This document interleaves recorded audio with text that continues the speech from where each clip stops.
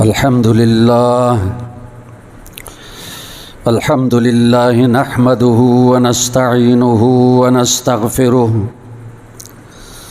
ونؤمن به ونتوكل عليه ونعوذ بالله من شرور أنفسنا ومن سيئات أعمالنا من يهده الله فلا مضل له ومن يضلل فلا هادي له ونشهد أن لا إله إلا الله وحده لا شريك له ونشهد أن سيدنا ومولانا محمدًا عبده ورسوله أما بعد فأعوذ بالله من الشيطان الرجيم بسم الله الرحمن الرحيم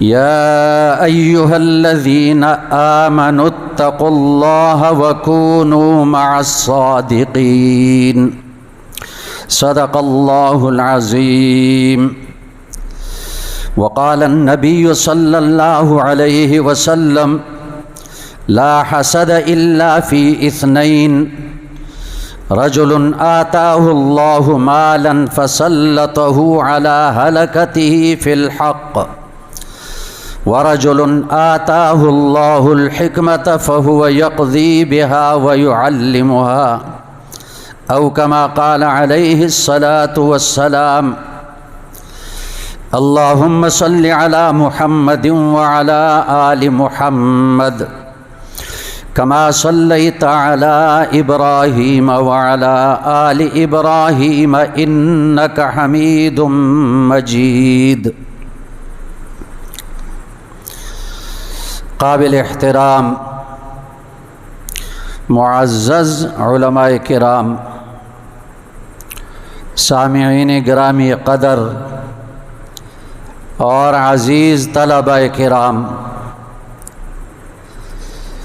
آج مدرسہ امدادیہ میں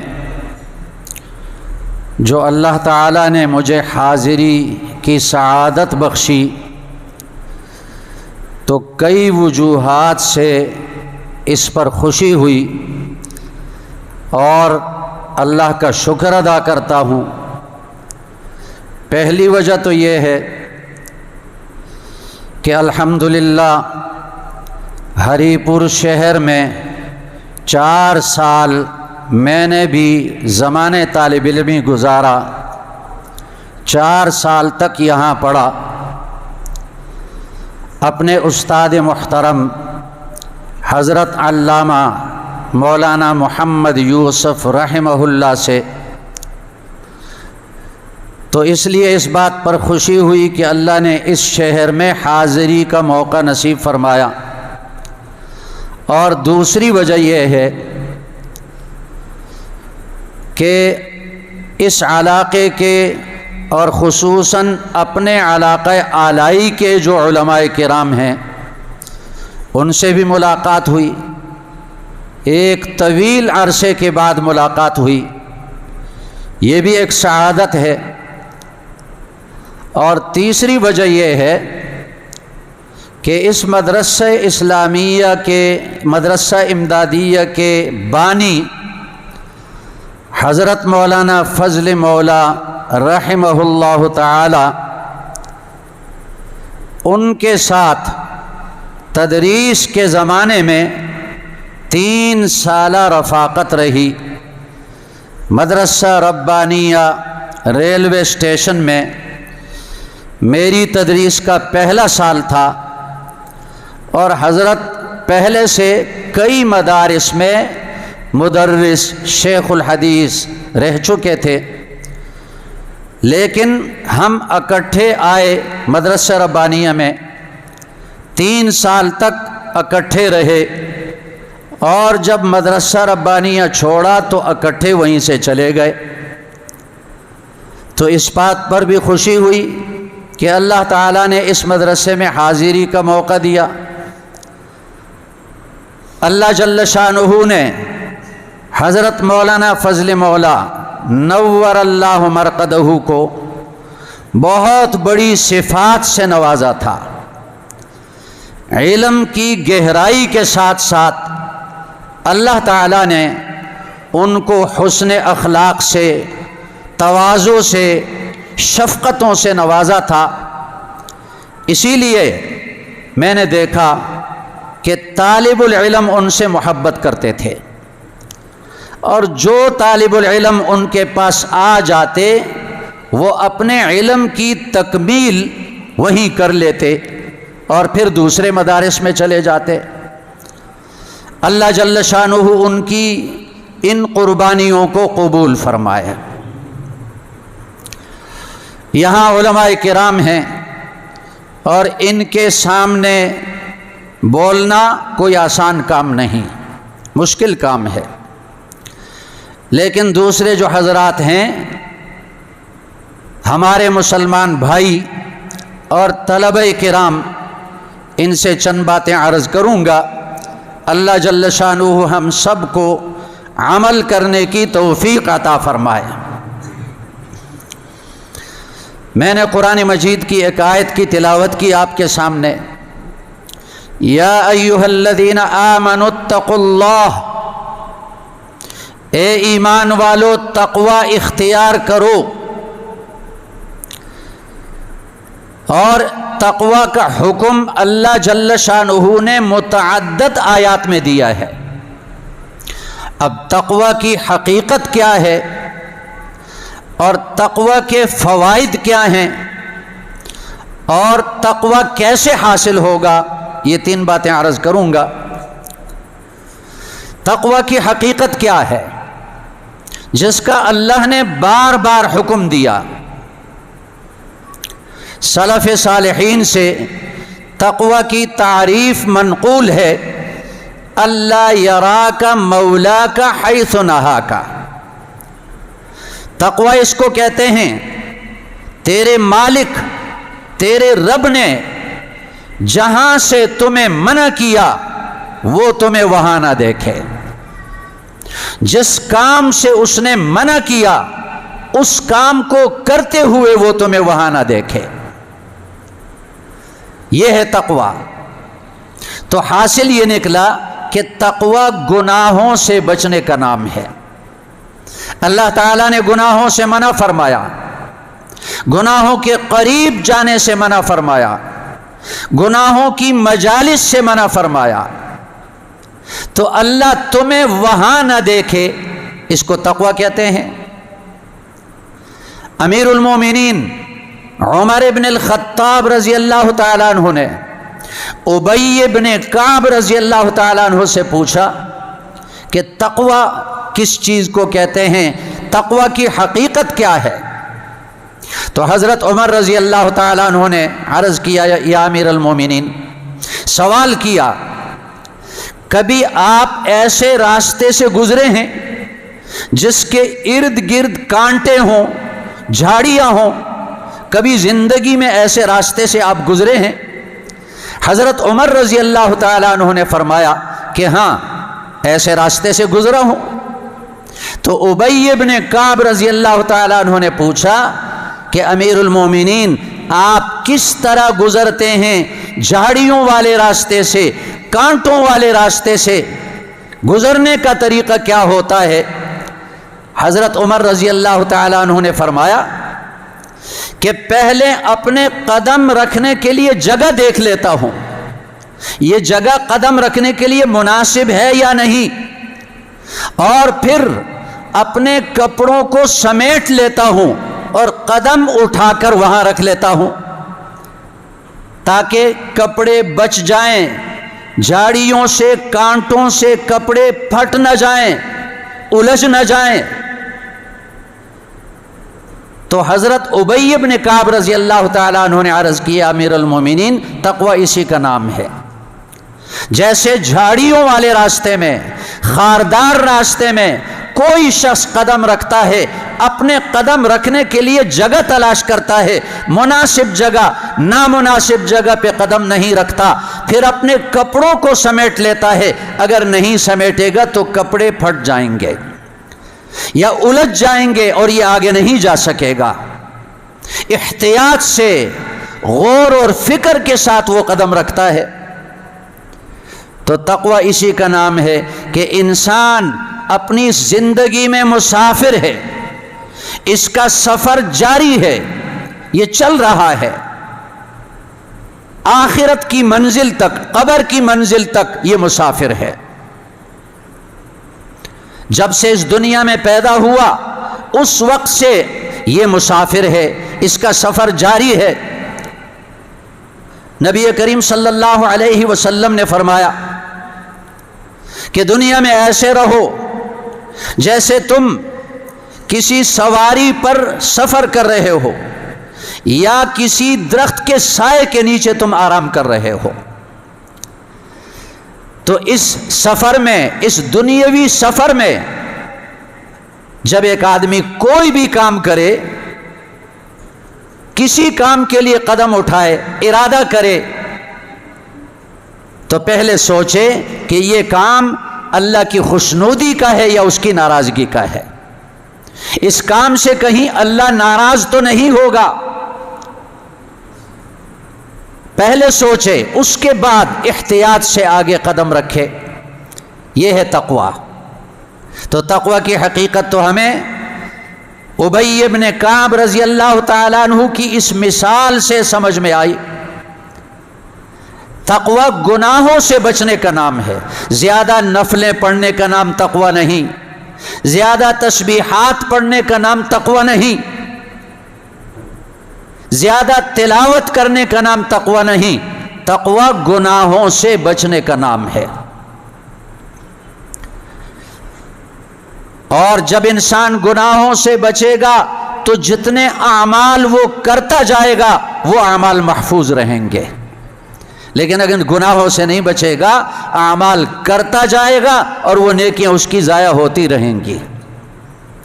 نبی کریم صلی اللہ علیہ وسلم نے ایک مثال سے اس کو سمجھایا کہ جیسے ایک راستہ ہے اور اس کے دونوں طرف دیوار ہیں، دونوں طرف دیواریں، اور دائیں طرف بائیں طرف دیواروں میں دروازے ہیں، اور ان دروازوں کے اوپر پردے لٹکے ہوئے ہیں۔ تو جب ایک آدمی اس راستے میں قدم رکھتا ہے تو یہاں ایک داعی ہے اور وہ اس کو کہتا ہے کہ سیدھے چلو، دائیں بائیں مت دیکھو، دائیں بائیں جو پردے ہیں وہ مت اٹھاؤ۔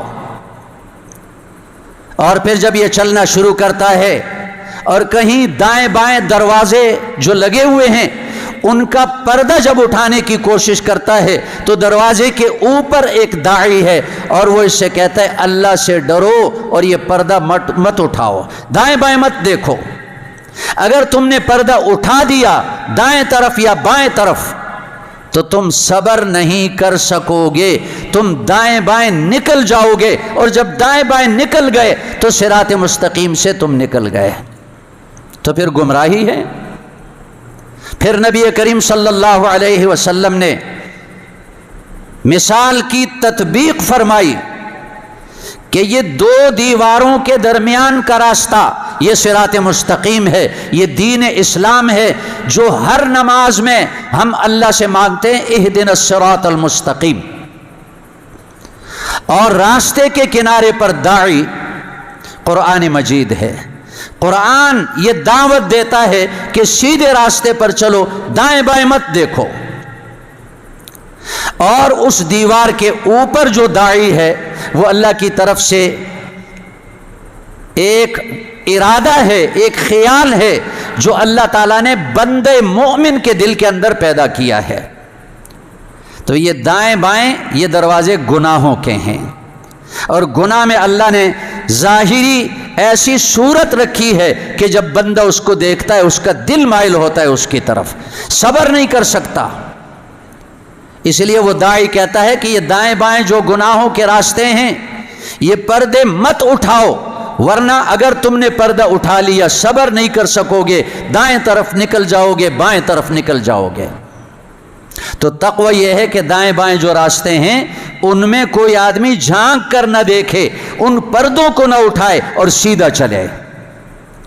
اور جتنا انسان تقوی کو اپنائے گا اتنے اس کے اعمال محفوظ ہوں گے، اس کی نیکیاں محفوظ ہوں گی۔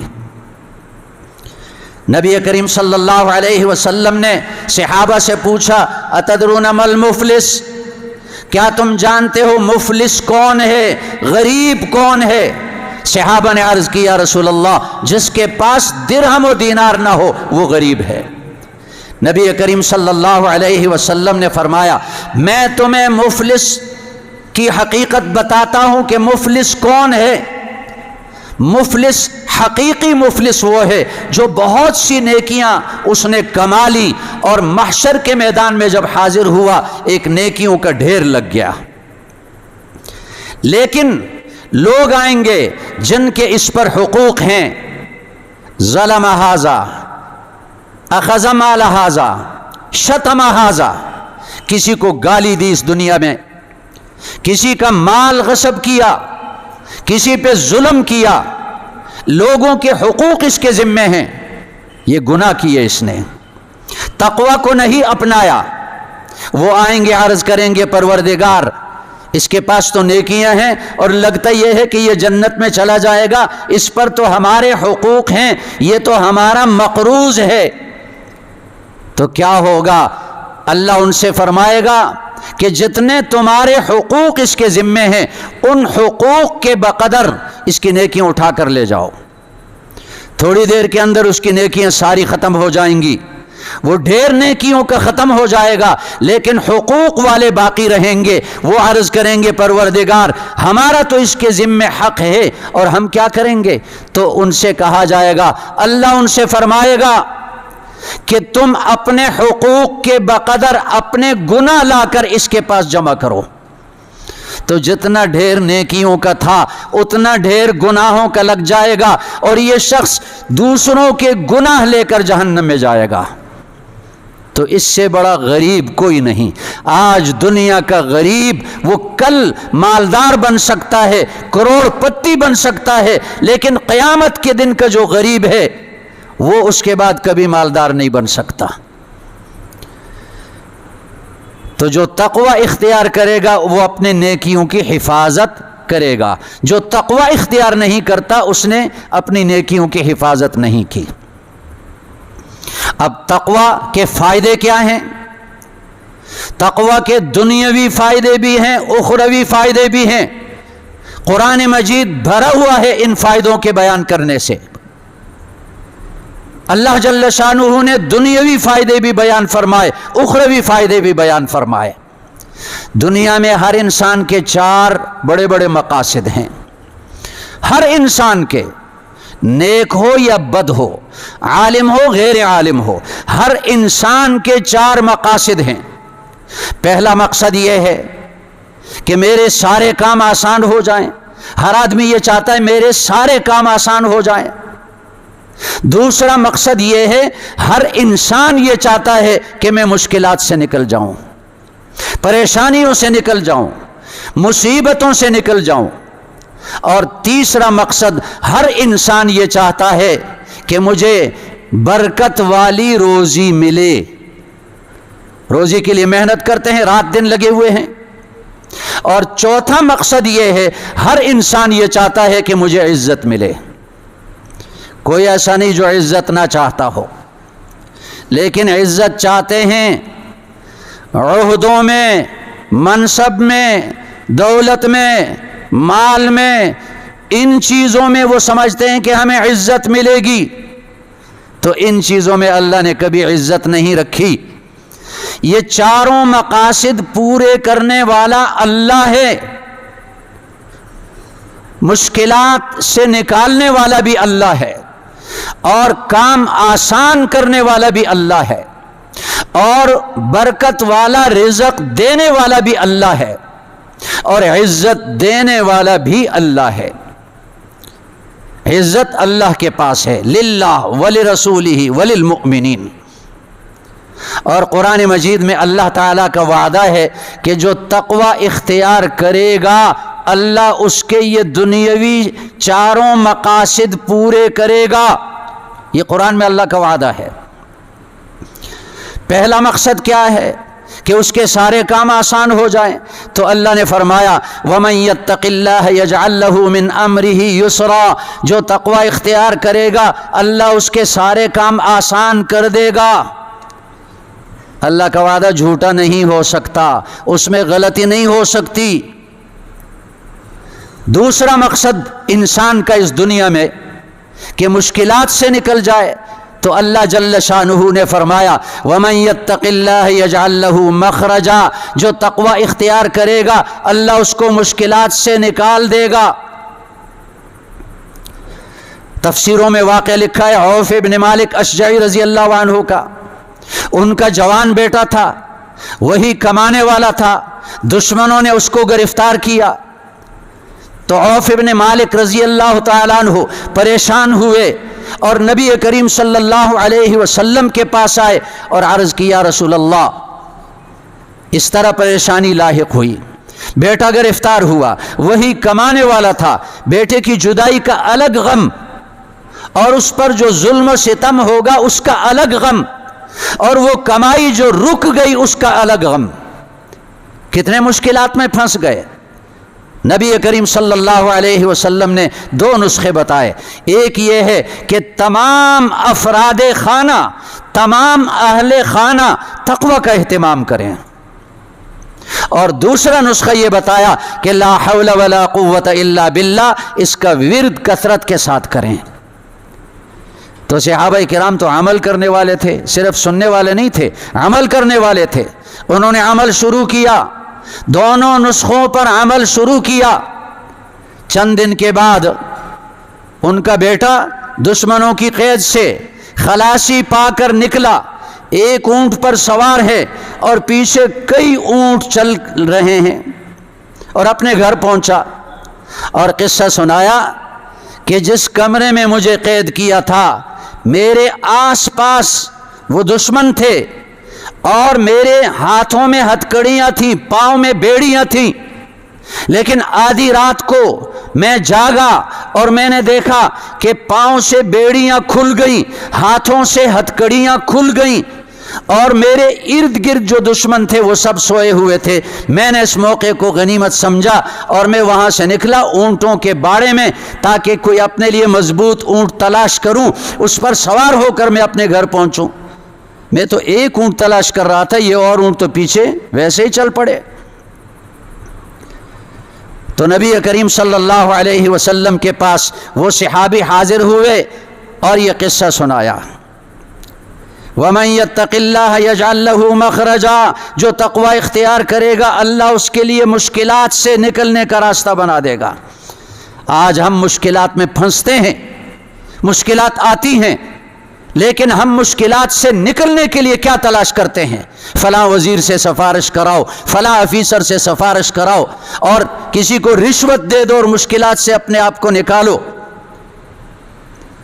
یہ راستے ہم تلاش کرتے ہیں، اور جو اللہ نے راستہ بتایا اس کے طرف ہمارا دھیان نہیں جاتا. وَمَن يَتَّقِ اللَّهَ، تقوی اختیار کریں گے اللہ مشکلات سے نکال دے گا.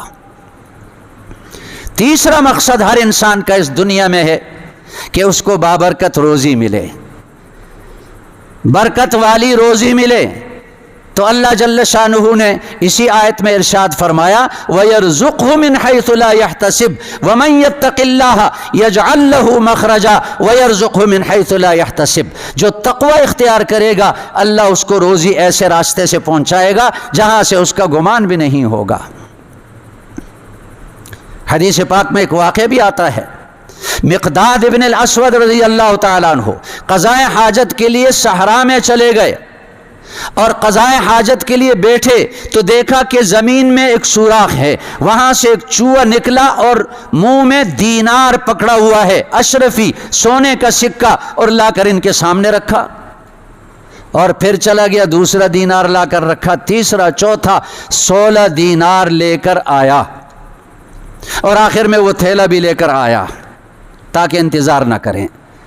مقداد ابن الاسود رضی اللہ تعالیٰ عنہ یہ 17 دینار لے کر گئے نبی کریم صلی اللہ علیہ وسلم کے پاس اور یہ قصہ سنایا اور پوچھا یا رسول اللہ ان دنانیر کا میں کیا کروں، مجھے تو اس کا مالک معلوم نہیں، زمین کے اندر سے اس نے نکال کر دیے۔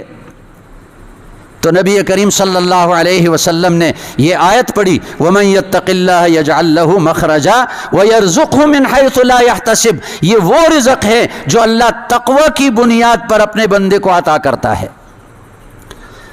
یہ تو ایک مثال ہے، ایک قصہ ہے، ضروری نہیں کہ سب کے لیے جو ہے چوہے وہاں سے دینار نکال کر لے آئیں، لیکن یاد رکھیں ہمارے اور آپ کے پاس رزق کمانے کے لیے ایک راستہ متعین ہوتا ہے، کسی کے لیے دکان ہے، کسی کا دفتر ہے اور کسی کی زمین ہے، لیکن اللہ کے پاس رزق دینے کے بے شمار راستے ہیں۔ وہ اللہ جانتا ہے کہ وہ کس راستے سے اپنے متقی بندے کو روزی عطا کرے گا۔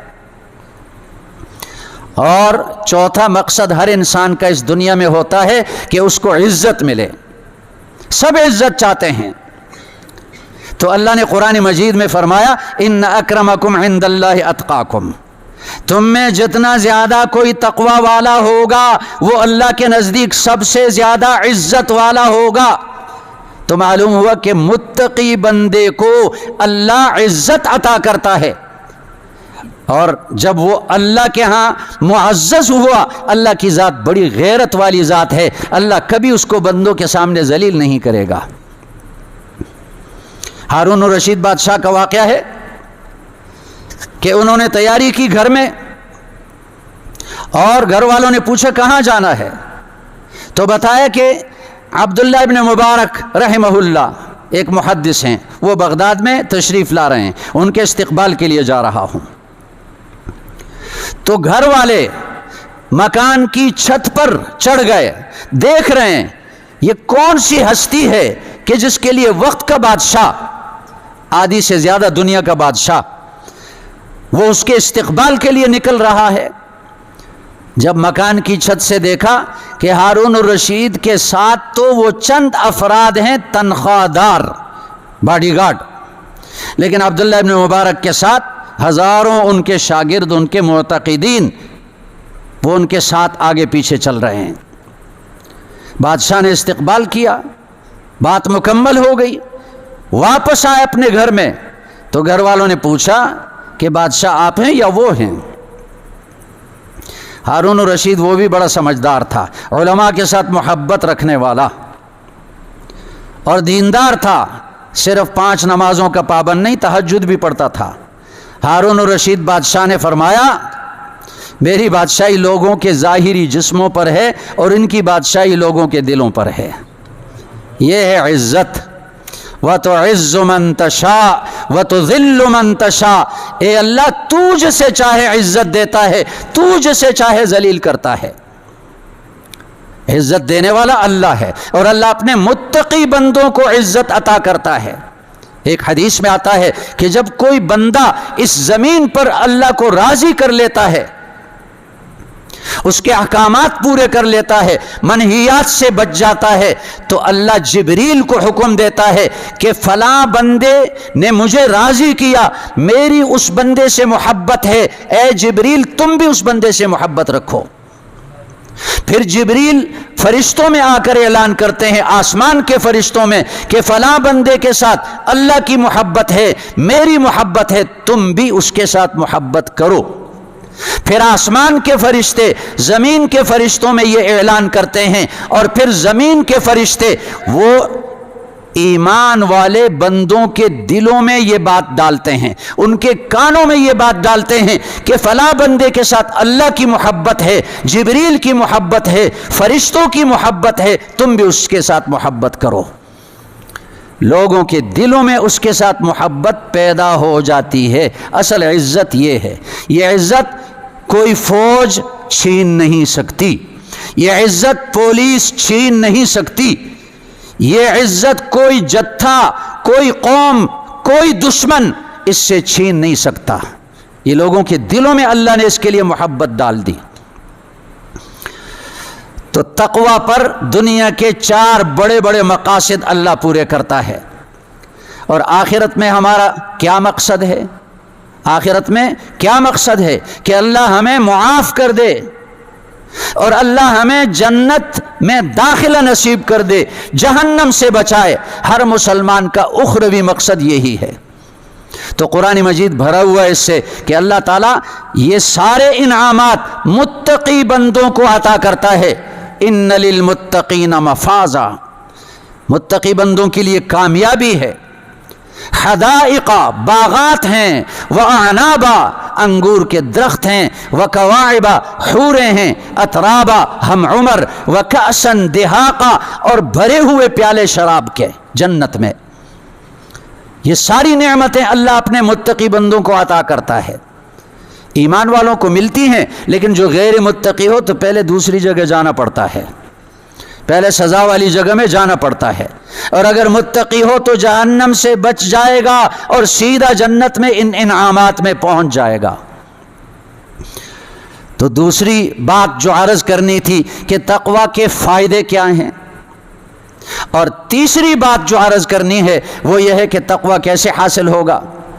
تو اللہ تعالیٰ نے تقوی حاصل کرنے کا ذریعہ بھی بتایا، سبب بھی بتایا، وَكُونُوا مَعَ الصَّادِقِينَ۔ اگر تم یہ چاہتے ہو کہ تم تقوی حاصل کرو تو صادقین کے ساتھ رہو، ان کے ساتھ تعلق قائم کرو، ان کی مجلسوں میں بیٹھو، ان کے ساتھ دوستی قائم کرو، جو اپنی بات میں بھی سچے ہوں، اپنے فعل میں بھی سچے ہوں، قول اور فعل میں سچے ہوں، اپنے عمل میں بھی سچے ہوں۔ اور آج کے دور میں یہ کہا جا سکتا ہے کہ یہ صادقین کی جماعت، اس کا پہلا مصداق ہمارے علماء حق ہیں۔ یہ صادقین ہیں، ان علماء کی صحبت اختیار کرو، ان علماء کے ساتھ تعلق قائم کرو، ان علماء کے ساتھ دوستی قائم کرو، یہ صادقین ہیں، اور ان کے ذریعے سے تمہیں تقوی حاصل ہوگا۔ اور یہ علماء انہی مدارس میں پڑھتے ہیں، پھر پڑھاتے ہیں، انہی مدارس میں تیار ہوتے ہیں۔ اور علماء کی بڑی اونچی شان ہے، اگر علماء سے تعلق قائم کریں گے متقی بنیں گے انشاءاللہ، اور قیامت کے دن بھی ان کی رفاقت، ان کی شفاعت نصیب ہوگی، اور جنت میں بھی انشاءاللہ ان کی رفاقت نصیب ہوگی۔ لیکن اگر علماء سے کٹ جائیں گے تو پھر خطرے کی بات ہے۔ آج مسلمانوں کے جو دشمن ہیں، دشمنان اسلام، دشمنان دین، ان کا سب سے بڑا حملہ، سب سے بڑا وار حملہ ان کا یہ ہے کہ عام مسلمانوں کو علماء سے کاٹ دیا جائے، علماء پر تنقید کی جائے، علماء کی خامیاں بیان کی جائیں، لوگوں کے سامنے علماء کی تذلیل کی جائے، لوگوں کو علماء سے متنفر کیا جائے۔ یہ ان کی سازش ہے، تو اس سازش میں ہم نہ آئیں۔ وَكُونُوا مَعَ الصَّادِقِينَ، سچے لوگوں کی صحبت اختیار کرو۔ یہ علماء قرآن مجید کی آیت ہیں، شہد اللہ انہ لا الہ الا هو والملائکۃ واولو العلم قائما بالقسط لا الہ الا هو العزیز الحکیم۔ مفسرین حضرات فرماتے ہیں کہ علماء کی شان، علماء کی فضیلت کے بارے میں سب سے بڑی فضیلت والی آیت یہ ہے۔ اور اس میں علماء کی کیا فضیلت ہے؟ دنیا میں سب سے بڑی گواہی وہ اللہ کی وحدانیت کی گواہی ہے، لا الہ الا اللہ، سب سے بڑی گواہی یہ ہے۔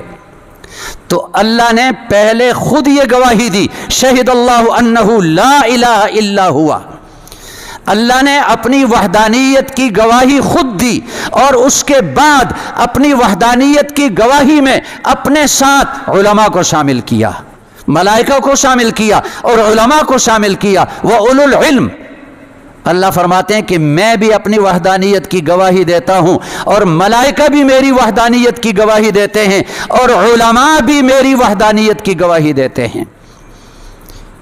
یہ علماء کی فضیلت کے بارے میں سب سے بڑی فضیلت والی آیت ہے۔ اللہ جل شانہ نے اپنی ساری مخلوق کو مسخر کیا، حکم دیا کہ وہ علماء کے لیے دعا کریں۔ حدیث پاک میں آتا ہے، نبی کریم صلی اللہ علیہ وسلم نے فرمایا، ان اللہ وملائکتہ واہل السماوات والارض حتی النملة فی جحرها والحیتان فی جوف الماء لیصلون علی معلم الناس الخیر۔ اللہ جل شانہ اور اللہ کے فرشتے اور زمین کی مخلوق اور آسمان کی مخلوق، یہاں تک کہ بلوں میں چیونٹیاں اور سمندر کے اندر کی مچھلیاں، یہ سب اس عالم کے لیے جو لوگوں کو دین سکھاتا ہے اس کے لیے صلات بھیجتے ہیں، دعا مانگتے ہیں۔ اب اللہ صلات بھیجتا ہے یعنی اللہ ان علماء پر رحمتیں نازل کرتا ہے، فرشتے صلات بھیجتے ہیں یعنی فرشتے دعائے رحمت کرتے ہیں، اور باقی ساری مخلوق، چیونٹیاں اور سمندر کے اندر کی مچھلیاں، وہ بھی علم والوں کے لیے استغفار کرتے ہیں، دعا مانگتے ہیں۔ علم والوں کی اتنی اونچی شان ہے، تو اگر علماء سے جڑے رہیں گے تو انشاءاللہ یہ کامیابی کا راستہ ہے۔ نبی کریم صلی اللہ علیہ وسلم کے سامنے دو آدمیوں کا ذکر ہوا، ابو امامہ باہلی رضی اللہ عنہ کی روایت ہے، دو آدمیوں کا ذکر ہوا کہ ایک عالم ہے باعمل اور دوسرا عابد ہے، دن رات اللہ کی عبادت میں لگا ہوا ہے، دن رات عبادت میں لگا ہوا ہے، ان میں سے کون سا بہتر ہے؟ ایہما افضل؟ تو نبی کریم صلی اللہ علیہ وسلم نے جواب میں ارشاد فرمایا کہ جو عالم فرائض ادا کرتا ہے اور اس کے بعد کا جو وقت ہے وہ لوگوں کو دین سکھانے میں لگاتا ہے، قرآن، حدیث اور فقہ اور دینی علوم سکھانے میں باقی وقت لگاتا ہے، تو اس کی فضیلت اس عابد پر، عبادت کرنے والے پر ایسی ہے، فرمائے جیسے میری فضیلت تم میں سے ادنا شخص پر۔ تو نبی کریم صلی اللہ علیہ وسلم کی جو فضیلت ہے ایک ادنا امتی یا ادنا صحابی پر، اس کو ہم نہیں سمجھ سکتے، وہاں تک ہماری عقلیں نہیں پہنچ سکتی، وہ اللہ ہی جانتا ہے کہ نبی کریم صلی اللہ علیہ وسلم کا مقام ایک ادنا صحابی یا ادنا امتی سے کتنا اونچا ہے، ہم اس کا تصور نہیں کر سکتے۔ تو فرمایا عالم کی عابد پر اتنی بڑی فضیلت ہے۔ تو اللہ جل شانہ نے علم والوں کو بہت اونچا مقام عطا فرمایا، اور انہی علم والوں کے ذریعے سے یہ دین آج ہم تک پہنچا۔ آپ سمجھیں گے کہ علماء نے ہمیں کیا دیا؟ اس ملک کے عوام 23 کروڑ یا اس سے زیادہ، تو تقریباً مسجدیں 1 کروڑ کے قریب مسجدیں ہوں گی، اس سے کم ہوں گی یا زیادہ۔ ان مساجد میں 5 نمازیں پڑھانے والے، قرآن مجید کا درس دینے والے اور مسلمانوں کے چھوٹے بچوں کو قاعدہ ناظرہ قرآن مجید کی تعلیم دینے والے، وہ علماء ہی تو ہیں۔ اگر علماء نہ ہوتے تو یہ مساجد ویران ہوتی۔ اور پاکستان والوں کو تو علماء کی زیادہ قدر کرنی چاہیے۔ اللہ جل شانہ نے باہر کئی ملکوں میں مجھے بھیجا، وہاں دیکھا کہ وہ لوگ بھی پاکستان کے دینی مدارس اور پاکستان کے علماء کی تعریف کرتے ہیں کہ الحمدللہ وہاں سے دین ہم تک پہنچا۔ انڈونیشیا اسلامی ملکوں میں سب سے بڑا ملک ہے، 35 کروڑ کے قریب اس کی آبادی ہے، 30 صوبے ہیں اس میں، اور وہاں دینی مدارس قائم ہیں، اور ان مدارس کو چلانے والے اور ان مدارس میں پڑھانے والے وہ علماء ہیں جنہوں نے ہمارے پاکستان کے مدارس میں پڑھا، یہاں سے علم حاصل کیا اور وہاں آگے علم پھیلا رہے ہیں۔ اسی طرح فیجی جانا ہوا، وہاں بھی مدارس میں پڑھانے والے اور مدارس چلانے والے وہ علماء ہیں جنہوں نے یا پاکستان میں علم حاصل کیا یا بعض نے ہندوستان میں علم حاصل کیا، اکثریت ان کی ہے جنہوں نے پاکستان میں علم حاصل کیا۔ تو پاکستان کے جو مدارس ہیں الحمدللہ ان مدارس کا فیض اور پاکستان کے علماء کا فیض پوری دنیا میں پھیل رہا ہے۔ آج دشمنان اسلام، دشمنان دین ہمارے اس ملک کے عوام کو یہی سمجھا رہے ہیں کہ علماء کا کوئی کردار نہیں، عوام کو علماء سے کاٹنے کی کوشش کر رہے ہیں۔ یہ گمراہی کا راستہ ہے، اس لیے علماء کے ساتھ جڑنا یہ سعادت ہے۔ میں نے ایک حدیث پڑھ کر سنائی، اس کی بھی تشریح کر لیتا ہوں۔ نبی کریم صلی اللہ علیہ وسلم نے فرمایا لا حسد الا فی اثنین، حسد جائز نہیں مگر دو آدمیوں کے ساتھ۔ حسد بمانے غبطہ، رشک، فارسی میں اردو میں اس کو رشک کہتے ہیں اور پشتو میں کہتے ہیں سیالی۔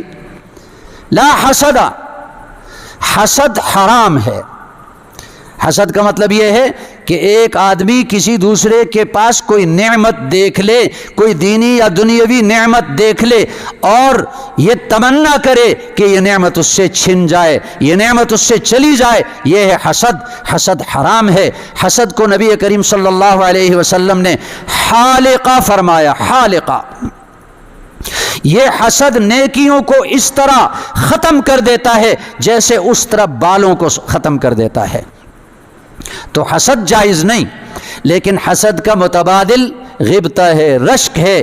تو اس حدیث میں حسد بمانے غبطہ کے ہے، تو نبی کریم صلی اللہ علیہ وسلم نے فرمایا کہ حسد جائز نہیں مگر دو آدمیوں کے ساتھ۔ مطلب یہ ہے کہ دو آدمی قابل رشک ہیں۔ اب آپ ذرا غور کریں کہ نبی کریم صلی اللہ علیہ وسلم جس کے بارے میں یہ فرما دیں یہ قابل رشک ہے، اس کی کتنی اونچی شان ہوگی، اور اس کو اللہ نے جو نعمت دی وہ کتنی بڑی نعمت ہوگی کہ نبی کریم صلی اللہ علیہ وسلم بھی اس کو قابل رشک قرار دے رہے ہیں۔ فرمائے ان میں سے پہلا شخص رجل آتاہ اللہ مالا فسلطہ علی ہلکتہ فی الحق، وہ بندہ جس کو اللہ نے حلال مال دیا اور پھر اللہ نے اس کو مسلط کر دیا اس مال کے خرچ کرنے پر دین کے کاموں میں، جو دین کے کاموں میں اپنا مال خرچ کرتا ہے۔ علماء کرام بیٹھے ہوئے ہیں کہ اس حدیث میں خرچ کرنے میں دو مبالغے ہیں، بہت خرچ کرتا ہے۔ ایک مبالغہ یہ ہے فسلطہ، اللہ نے اس بندے کو مال پر مسلط کیا۔ عام طور پر ایسا ہوتا ہے کہ مالدار کا مال اس کے دل و دماغ پہ سوار ہوتا ہے، مال مسلط ہوتا ہے اس کے دل پہ۔ نماز میں کھڑا ہے اور مال کے بارے میں سوچتا ہے، کھانا کھا رہا ہے اور سوچتا ہے مال کے بارے میں، بستر پر لیٹتا ہے نیند کے لیے اور مال کے بارے میں سوچتا ہے۔ مال اس پہ سوار ہے۔ بخیل آدمی پر مال سوار ہوتا ہے اور سخی آدمی مال پہ سوار ہوتا ہے۔ تو ایک مبالغہ یہ ہے کہ سلطہ، اللہ نے اس مال والے کو مسلط کر دیا اس مال پر، یعنی بے دریغ لگاتا ہے، کوئی پرواہ نہیں کرتا۔ اور دوسرا مبالغہ علی ہلکتہ، اتنا مال خرچ کرتا ہے گویا کہ تباہ کرتا ہے، مال کو تباہ کرتا ہے۔ اور یاد رکھیں دنیاوی کاموں میں آپ مال خرچ کرتے ہیں، اگر بلا ضرورت مال خرچ کریں، جہاں ضرورت نہیں وہاں آپ مال خرچ کریں، اس کو تبذیر کہا جاتا ہے اور یہ خطرناک گناہ ہے۔ ان المبذرین کانوا اخوان الشیاطین، تبذیر کرنے والے شیطان کے بھائی ہیں جو بلا ضرورت دنیاوی کاموں میں مال خرچ کرتے ہیں۔ اور اگر کوئی ضرورت کے موقع پر ضرورت سے زیادہ خرچ کریں، ولیمہ ہے، ضرورت ہے، لیکن ضرورت سے زیادہ خرچ کریں، اس کو اسراف کہا جاتا ہے۔ اور اسراف کرنے والوں کے بارے میں اللہ نے فرمایا ان اللہ لا يحب المسرفین، اسراف کرنے والوں کو اللہ پسند نہیں کرتا۔ تو دنیاوی کاموں میں خرچ کرنا محدود طریقے پر جائز ہے، تبذیر نہ ہو، اسراف نہ ہو، لیکن دین کے کاموں میں جتنا بھی کوئی خرچ کرے نہ اسراف ہے نہ تبذیر ہے۔ تو فرمایا یہ آدمی قابل رشک ہے جس کو اللہ نے حلال مال دیا اور پھر وہ حلال مال دینی کاموں میں خرچ کرتا ہے۔ اور دوسرا کون سا خوش قسمت ہے؟ ہاں ایک واقعہ بھی یاد آیا مال خرچ کرنے سے متعلق۔ دو بزرگ تھے، الگ الگ شہروں میں رہتے تھے، اور ایک ان میں بڑے سخی تھے جو اپنے ہاتھ میں آیا اس کو خرچ کر دیا، اپنے پاس نہیں رکھتے تھے۔ تو دوسرے بزرگ کو پتہ چلا کہ آپ کے جو دوست ہیں وہ تو اسراف کرتے ہیں۔ انہوں نے ایک پرچے پر لکھا لا خیر فی الاسراف، لا خیر فی الاسراف، جس کا مطلب یہ ہے کہ اسراف میں خیر نہیں، اسراف میں کوئی خیر نہیں۔ یہ مختصر سا خط تھا، کوئی لمبا چوڑا مضمون نہیں تھا۔ جب وہ خط اس کے پاس دوسرے بزرگ کے پاس پہنچا، انہوں نے قلم لے کر اسی کے نیچے اس جملے کو الٹا کر کے لکھ دیا لا اسراف فی الخیر۔ انہوں نے لکھا تھا لا خیر فی الاسراف، انہوں نے لکھا لا اسراف فی الخیر، نیکی کے کاموں میں مال خرچ کرنا اسراف نہیں ہے۔ اگر اسراف ہوتا تو ابو بکر صدیق رضی اللہ عنہ غزوہ تبوک کے موقع پر اپنا سارے گھر کا سارا مال لے کر نہ آتے۔